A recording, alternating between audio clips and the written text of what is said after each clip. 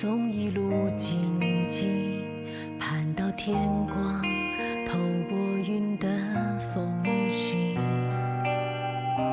渺小的却直面风雨，独行使命，留下坚定背影。乘风吧，唱演一线之歌的黎明，前行吧，未见之旅等待我们开辟，续战吧，见证光明爱用交织搏击，守护吧，理想炙热如炬，倔强的光照亮了梦开启的方向，不再彷徨，那是你我此生的信仰，迷雾消散，找寻心底呼唤的答案，每一刻义无反顾起航。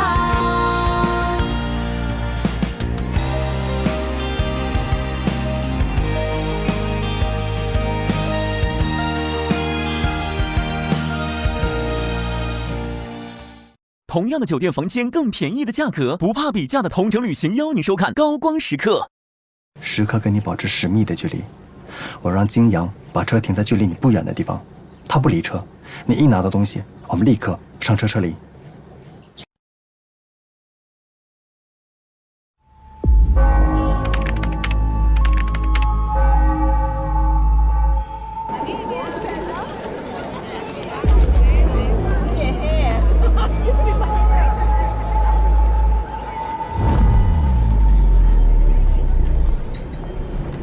Hello. Hi. What would you like to order? Coffee, please. Okay.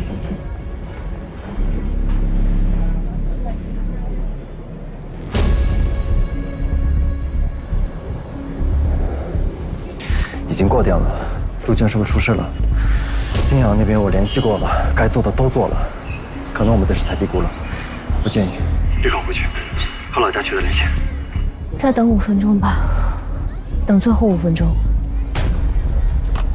我了解他，他一定会把证据送出来。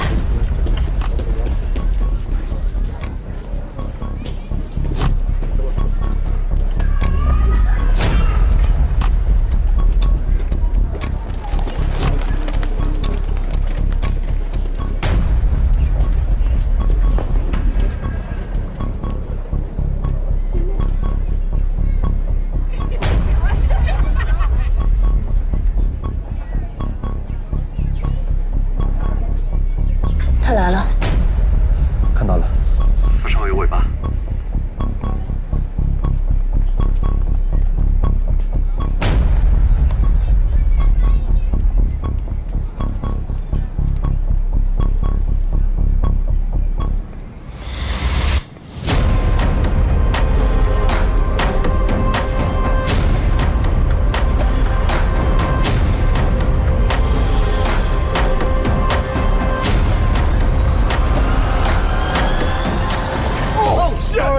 Sorry. What the fuck? Oh, I'm sorry. Are you blind? Sorry. Fuck you, man. Sorry. Are you blind? Sorry. Fuck me. Shit.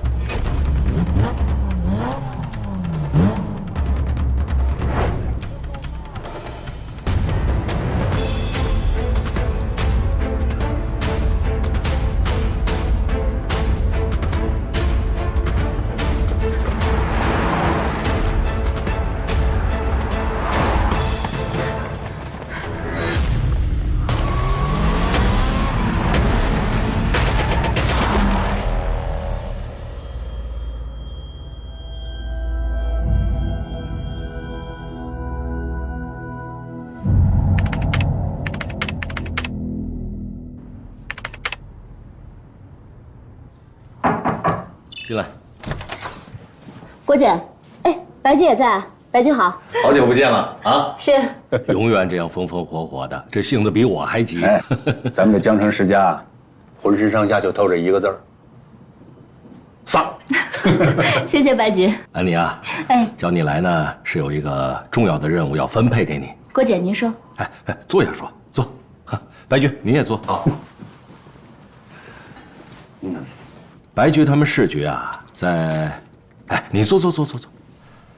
白局他们市局呢，之前移送我们审查起诉的一起电诈案件，其背后隐藏着一个特大型的电诈集团，而且它跟我们以前侦办的电诈集团有明显的不同。就这个集团的组织架构非常严密，采取大区独立控制，完全的垂直单线联系，也就是说，他们内部之间很少有横向交叉。他们的目标人群就是咱们东南西南2个地区的广大群众。也就是这1年多的时间吧，这个集团造成的经济损失就已经达到了5亿多。5亿之多，这在我们处理的所有电诈案子当中，是性质特别恶劣的了。没错，这个集团的犯罪手段非常的狡猾，并且他们在管理上、内部的构架也很严密。再加上他们的犯罪这个窝点绝大部分都在欧洲，所以给我们这个取证和侦查工作造成了很多意想不到的困难。其实啊，我们在摸到这个线索以后，省里就非常重视，就上报了公安部和最高检，特别指示呢，就由咱们江城市局还有市检联合组织了一个723专案组，那么就由我和白局呢分别担任2家的牵头人。半年之前，市局经过缜密周到的部署，我们成功的把一位刑侦部门的同志打入了他们集团的内部，现在已经取得了他们的信任。从最初的一个3级接线生，现在已经逐步渗透到了犯罪集团的高层，由此掌握了大量的证据。这些证据呢，就存储在他随身隐藏的一个微型 U 盘里，但是这个数据量非常庞大，要想通过咱们的加密网络进行传输啊，需要很长的时间。他呢一直找不到这么合适的机会，所以现在就需要我们派一个人去，当面跟他接头，把这个证据拿回来。之前最高人民检察院国际合作局跟 A 国司法部门和警方进行了沟通，只有我们拿到这些证据，才能把这个大型的跨国犯罪集团连根拔起。我明白，作为卧底，信息的传递是非常困难的。2位领导有什么指示吗？白局，最初呢，这个任务我们也考虑过其他几个人选，但是思前想后，大家认为你有几个条件明显的优于其他人，比如我们这位卧底的同志跟你曾经有很深的渊源，再有就是你在大学的时候到巴塞去深度交流过，对那儿的情况相比其他人更熟悉。还有一点就是，我们不能够确定，在长期的斗争当中，对手是不是对我们公安口的一些同志做过深入的反侦查。所以，为了确保任务的完成，同时也是考虑到要保证那位卧底的同志和你自身的安全，我们决定派出去你这位新面孔，目的只有一个：出去制胜。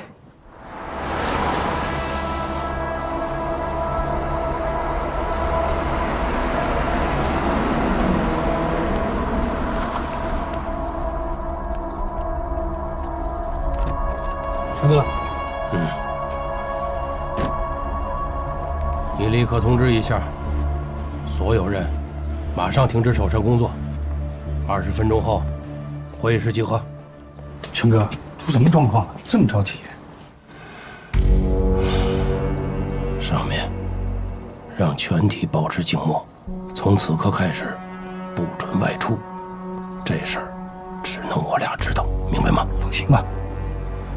还有，一会儿人员集中完毕，你带着王德发，把所有人员的电脑和房间都搜查一遍，千万不能放过任何可能有猫腻的地方。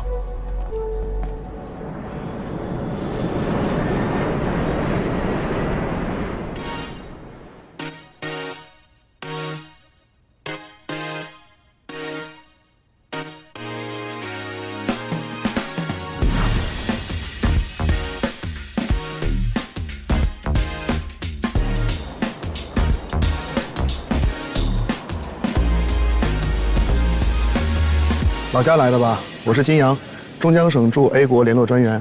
你好，我叫雪莲，郭检跟我提到过你。你好，我们这次行动就麻烦你了。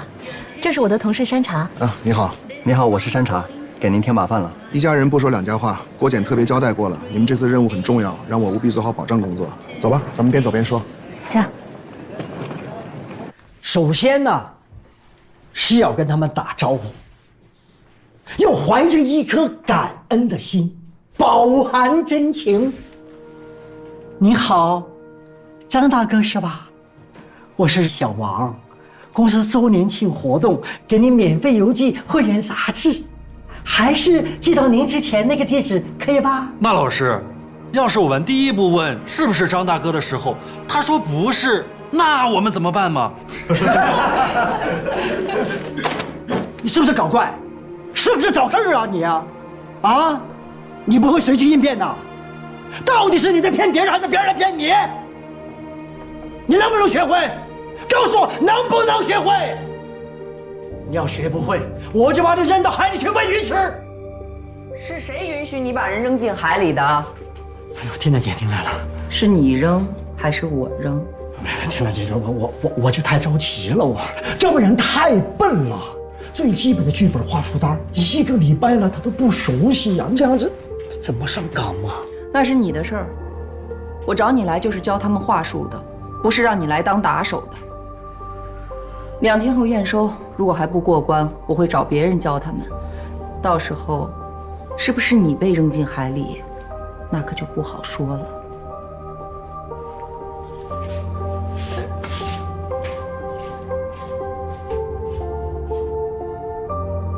愣着干什么？话术手册第1条，翻起来。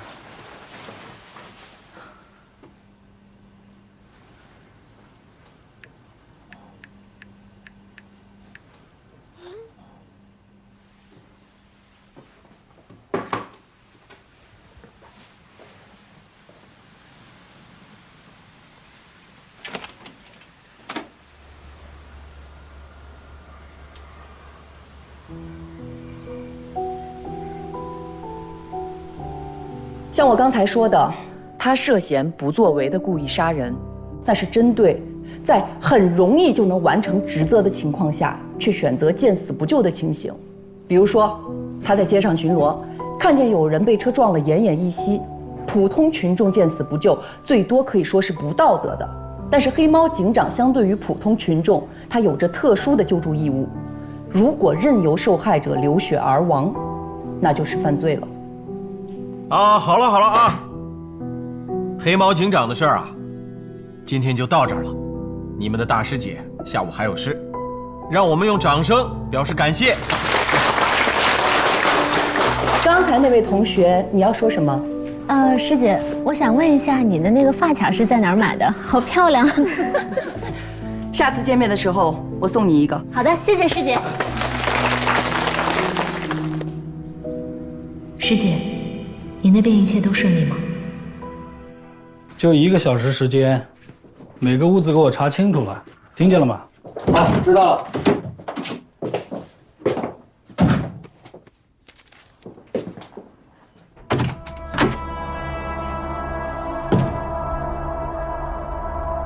走仔细点。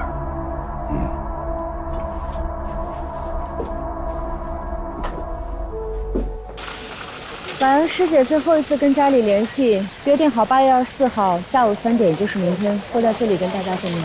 最后一次联系是什么时候？大概是在9天前吧。不知道这些天他那边情况怎么样，会不会有变？我跟白居约定好，我们会在这里等他半个小时。如果半个小时之内他没有出现的话，就说明他已经有情况，可能必要的时候还需要我们主动出击来救他。天子，这些天辛苦你了啊！还是要抓紧，后天必须让这一波新来的话务员上岗，咱们花都的点儿被端了，上面指示从咱们这儿调拨人过去，把花都的网点重建起来。好，我明白。我刚才去看了一眼，已经差不多了。全哥，我记得花都那边的负责人叫老周吧？怎么好好的就被端了呢？该不会是花都那边有鬼吧？他们有没有鬼我不知道，咱们没鬼就行了。雪莲，我不太明白，张婉如既然已经可以街头传递证据，为什么她不直接带着证据撤离呢？如果带着证据撤离，犯罪窝点一定会转移，到时候我们所有的努力都会白费。懂了，人不知鬼不觉。我已经加强了对工作时间的外部以太网、内部局域网使用的监控和设置。所有人配发的手机，下班之后立刻收回。这么严重啊！我来这么久，还是第一次出现这种事儿。特殊时期，特殊处理吧。行，你忙吧啊。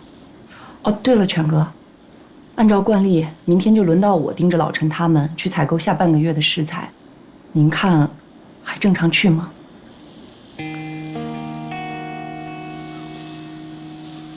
正常去吧，不能把人饿死呀。我记得您最喜欢吃紫甘蓝了，明天多给您买一些。行，哎，缇娜，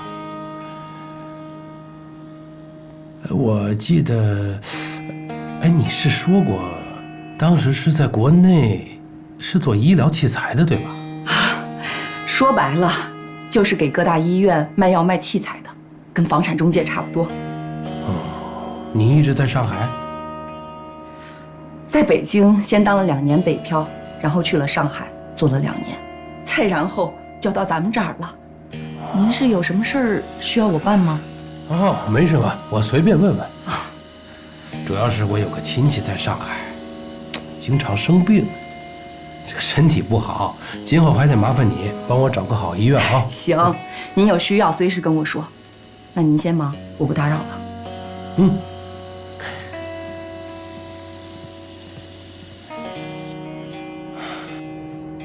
雪莲，明天你就在这儿等着婉如，我在对面的这个咖啡馆待命，时刻跟你保持10米的距离。我让金阳把车停在距离你不远的地方，他不离车，你一拿到东西，我们立刻上车撤离。行，这方面你是行家，听你的。对了 ，A 国这边原本就没那么太平，听白居说，咱们这个犯罪集团已经在这边经营了好几年的时间，我估计肯定跟当地的黑帮多少都有联系，甚至拜过码头了。咱们万事得做最坏的准备。是，你说的是没错。这些年，这些海外电信网络诈骗犯罪集团，他们的犯罪手段非常的多，尤其是跟黑帮有染之后，他们什么事都干得出来。越这样说，我越紧张。希望明天晚上事件可以一切顺利。轻盈无边天山白，淘淘养颜卫生巾，邀您观看精彩剧集。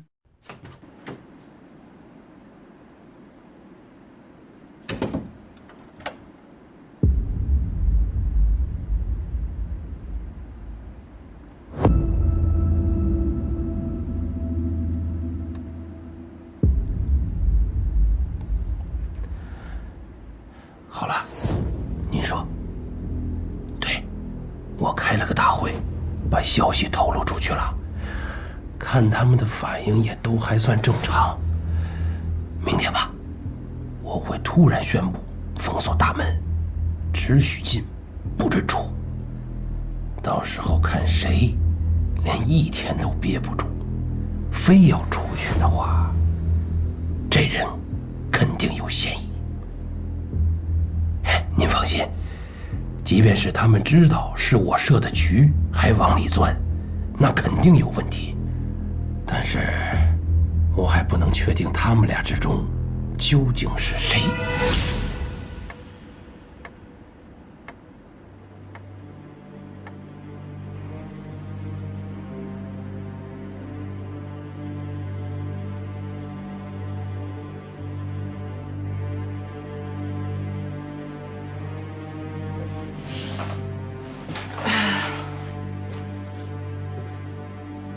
明天下午3点就是约好的时间，会是谁来接头呢？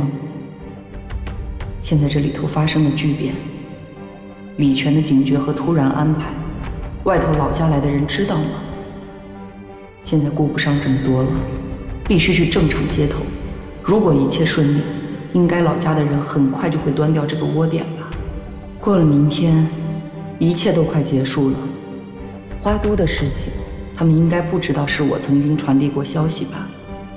毕竟我人在 A 国，又从没主动和花都的人联系过，只是捎带手地告诉过老家偶然得到的信息和地址，帮助他们对犯罪窝点定位。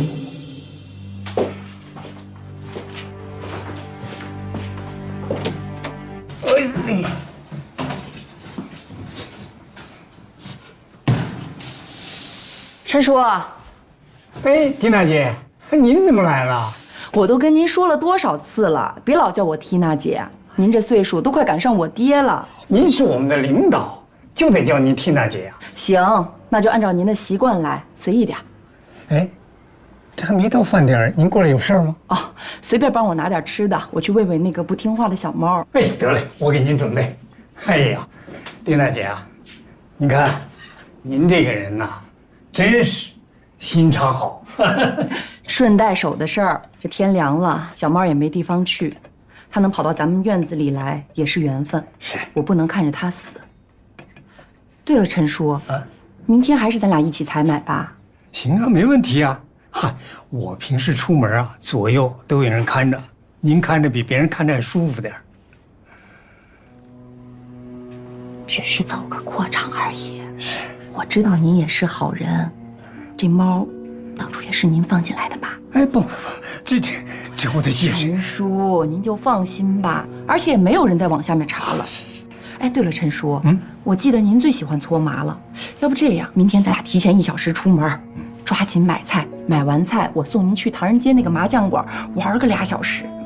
赢了您揣着，输了我给您补上。不，千万别这样，您平时就够照顾我了。哎，不，我打不打麻将都无所谓，这给您添麻烦。说的这是什么话呀？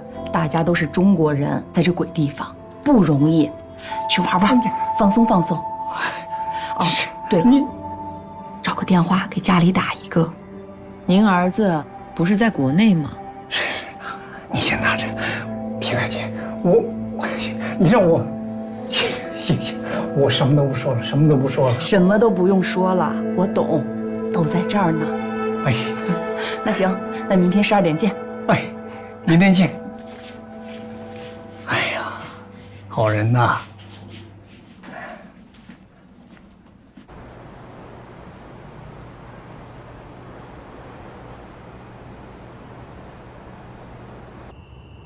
喵，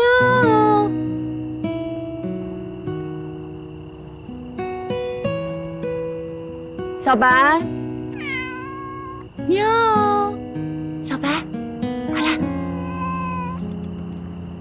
快来，吃点东西吧，是不是饿了？你怎么不吃啊？不饿吗？是不是不高兴？是不是跟我一样，心情不好啊？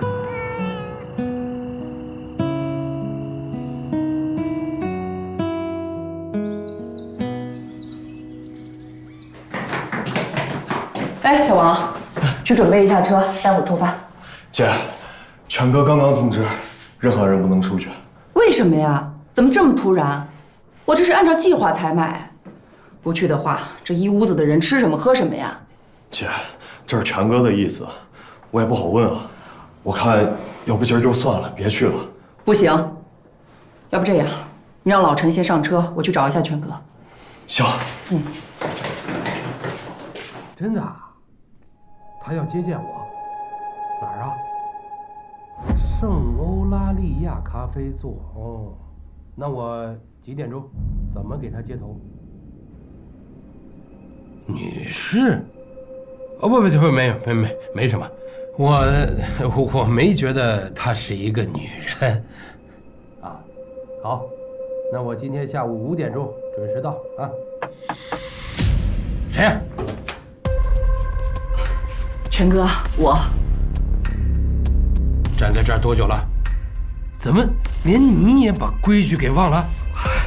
我刚到，确实听见您正在通话呢，但是您好像也没说什么事儿吧？我是听得到，听不懂。找我干什么？哦，我正准备和老陈出去采购食材呢。昨天跟您请示过了，您同意的，但是刚才司机不给出车，不让出门。那他说是您刚刚通知的。是我通知的。我想了想，大家还是勒紧裤腰带，忍忍吧。等花都那个事儿彻底消停之后，我再向上面请示，如果一切安全，我们再恢复原态吧。缇娜，今天就别出去了，别自己找麻烦啊。行，您都这么说了，那您先忙。好。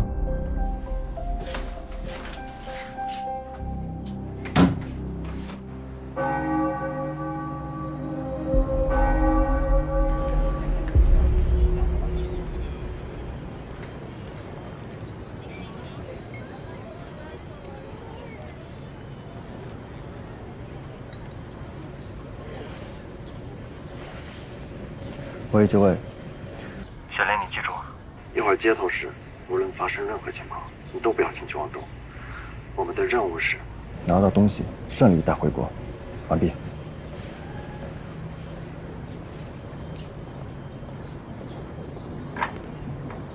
这不让出门，咱晚上吃什么？让大家先忍忍吧。也不知道这是为什么啊。不该问的，咱也不敢问。不过，会不会？算了，我不说了，不说了。怎么了？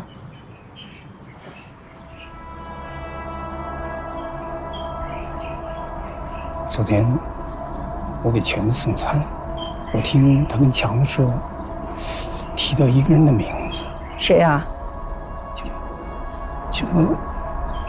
叫老什么？全哥为什么不让我出门啊？搞得神神秘秘的。我可是他多年出生入死的兄弟，太寒心了。全哥自有全哥的安排，咱们照做就是了。再说，又不是只有你一个，是谁都不能。我不像你，脑子快，思想活，滑溜溜的，全哥喜欢。他哪点不喜欢你了？咱们俩不属于这个黄金搭档吗？都是他的左膀右臂。行了，待会儿我还得开车送他出去呢。见人？见谁啊？不知道，也许是个了不得的人，肯定是个大人物。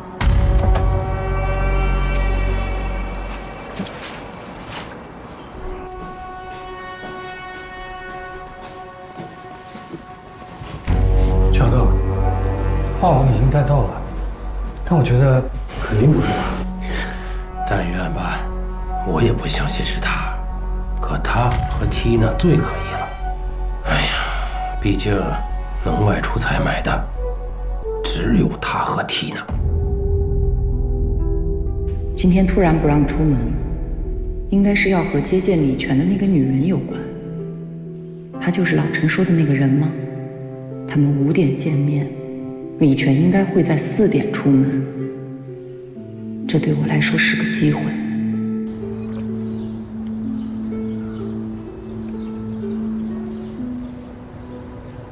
人没来。还没来，他那应该是有什么情况。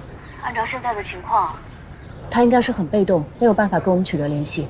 但是只要能够确认他安全，那他就一定会来，不管多晚。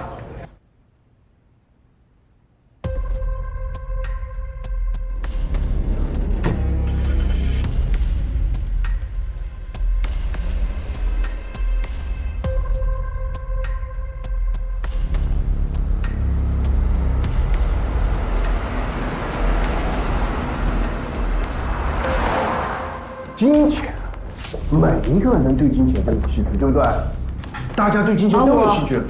阿木，哎，金大姐，过来，自己看资料啊。金大姐怎么了？进来呗。猫没了，没了就没了呗，一只畜生。这不喂出感情了吗？我一直把它当孩子一样看待。要不这样，你和老陈陪我一起去找。真要去啊？必须去。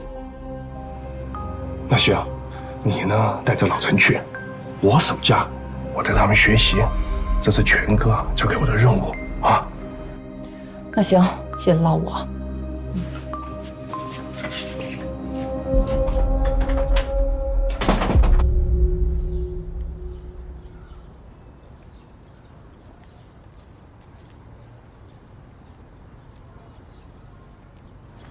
陈叔，去玩吧，我待会儿来找你。哎，咱们不是来找猫的吧？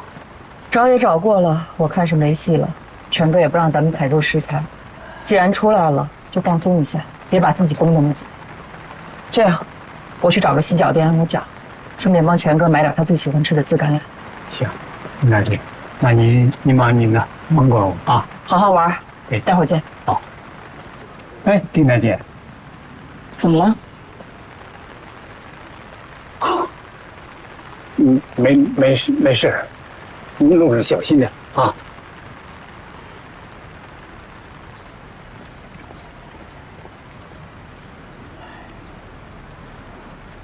对不住了。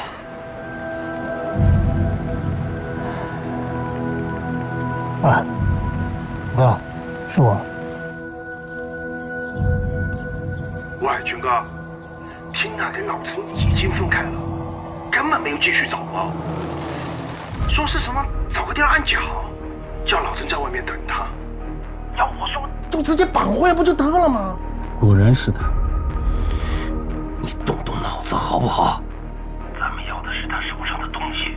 还有，一定要人赃并获，万一能钓出他身边的一条鱼呢？现在绑他回来有个屁用！先确定他手上的东西，还有他的身份，啊，强子，让咱们的人继续跟踪他。如果看到他跟任何人接头，立马行动，把接头的人一起带回来，还有他们交接的东西，记住，一定要活的。至于怎么处置他，那位自然会看着办的，我们也管不了。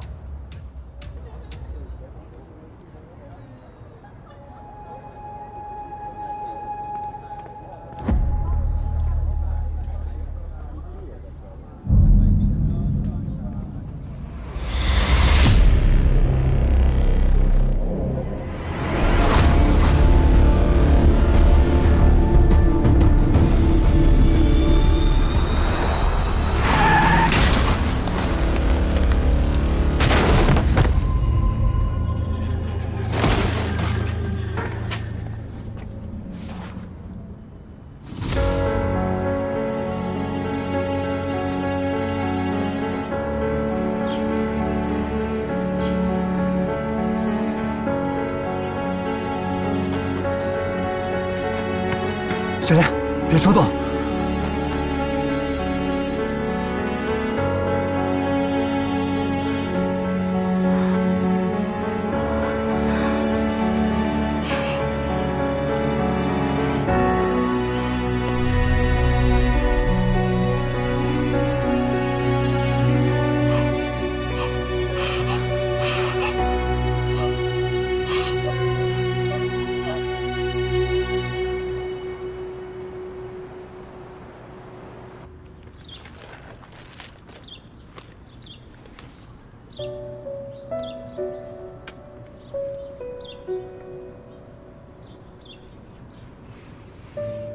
时间过得真快啊，宛如时间。这都已经2年过去了，想你了，想跟你说说话。这2年，我审查起诉了15批为国际电信诈骗集团跑分，隐瞒犯罪所得的下游犯罪分子，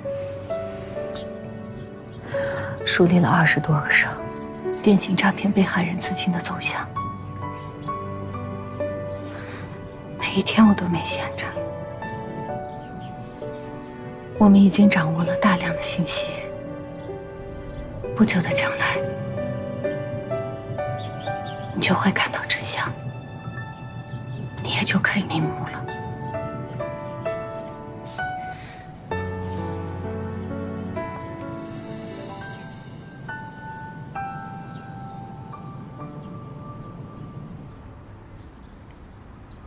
安妮啊，你之前在会上整理通报的相关情况，我已经向省检察院汇报了。省检的领导高度重视，立即亲自前往北京，向最高检的领导做了专门汇报。这2年来，最高检一直是结合国际司法协助来取得证据。目前所有的证据都是指向了723大案，也就是说，还有真正的元凶首恶依然逍遥法外。这个723案属于典型的网络犯罪，证据薄弱，难以固定。如果是由检察机关提前介入引导侦查的话，可能效果会更好。一方面呢，能够完善证据链；另一方面，能够在时效期内保证诉讼活动的正常进行。还有就是，咱们最高检一直在鼓励我们，不要墨守成规啊，务必要保证咱们检察官的亲历性。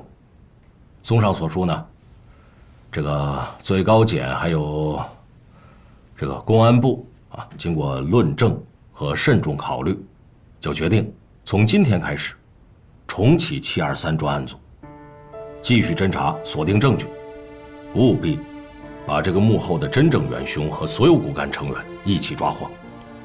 现在是由我和白局继续担任这个专案组的组长。安妮啊，到。你已经被选为专案组成员，今天下午就跟我去参加第1次的碰头会。是，我等这一天等2年了。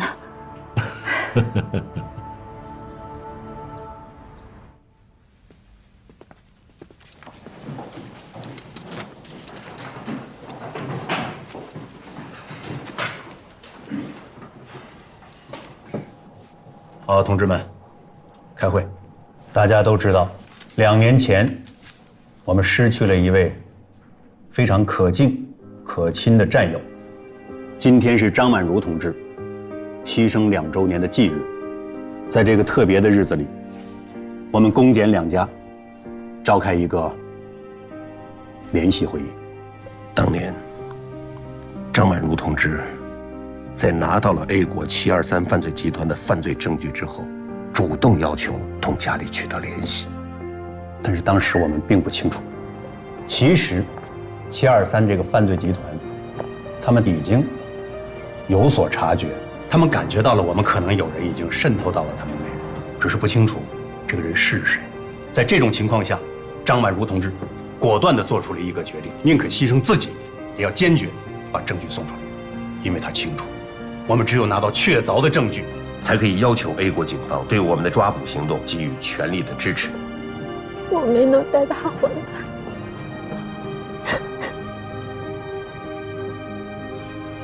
事后我们一直在推断，反复的复盘，因为我们不相信张万如同志真的逝于一场交通事故。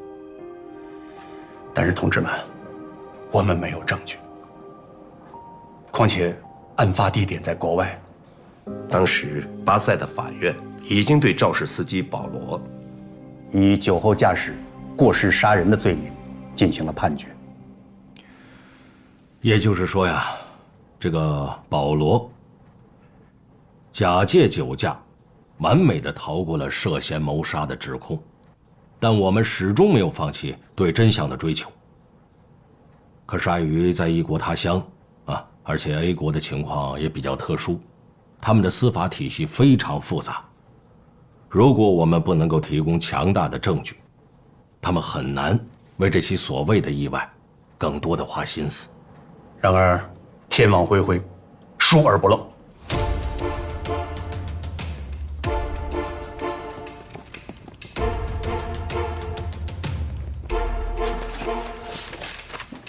这些都是相关的证据和材料，希望能有所帮助。谢谢。江城市中级人民法院依照《中华人民共和国刑法》第266条规定，现判决如下：一、被告人李全犯诈骗罪，判处有期徒刑12年，并处罚金人民币600万元。二、被告人张强犯诈骗罪，判处有期徒刑10年，并处罚金人民币300万元。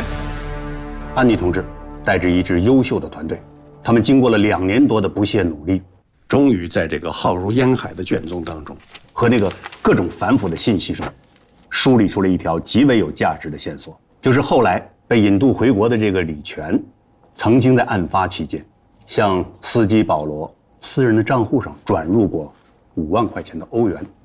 就在2年前，李全的资金账户当中有明显的资金的变化。每次电信诈骗集团下游的跑分者以分散的形式将大量的金额转入到中上游的账户当中，中上游的账户又以集中的方式将资金转入到国内的地下钱庄的时候，李全的账户就会多出等比例的欧元。就在我们追根溯源，继续追查李全账户的时候，我们又有了一个新的重大发现。就在2年前的今天，李全曾分几次将5万欧元转入到一位名叫托尼·保罗的司机的账上。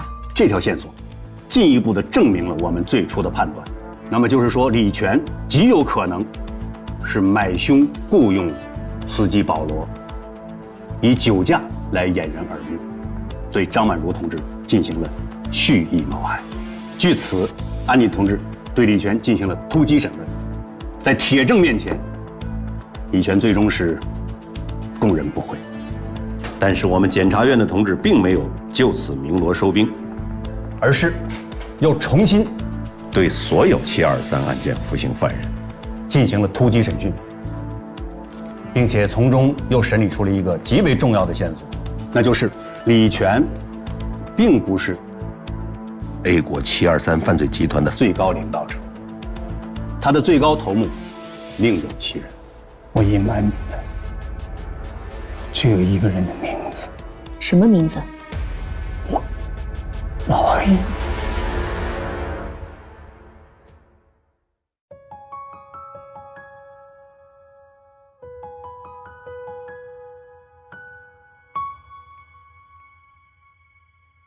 微弱的烛火，闪烁的泪光，孤独的时候，悲伤不用紧张。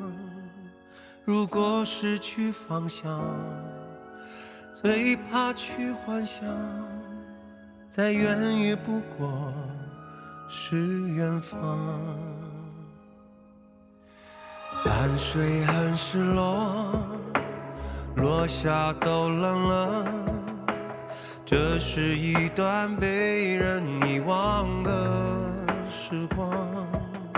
曾经握的双手，就算换了形状，只要剩下一个跳动热血的心脏。暴风雨很漂亮，可以自由的疯狂，也许这更像是命运乐章。总有天会晴朗，会风轻云长，成为回忆之后去欣赏。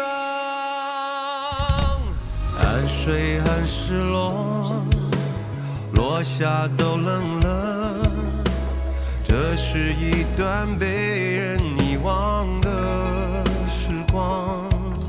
曾紧握的双手，就算换了形状，只要剩下一个跳动热血的心脏。